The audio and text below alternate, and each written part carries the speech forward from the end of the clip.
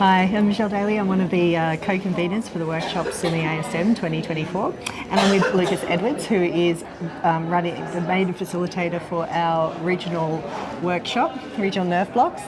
It's going very well. It's well supported by Gold Coast University Hospital for the facilitators. How do you think it's going? Really good.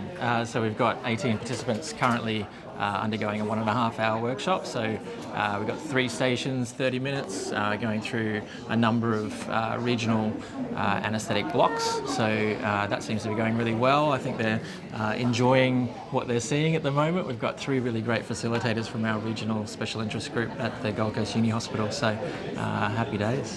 Yeah, it looks like it's going really well. How's the setup?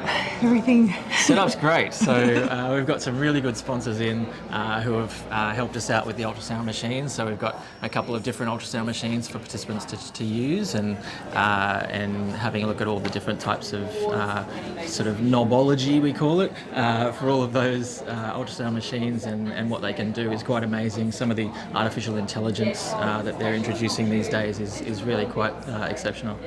Excellent.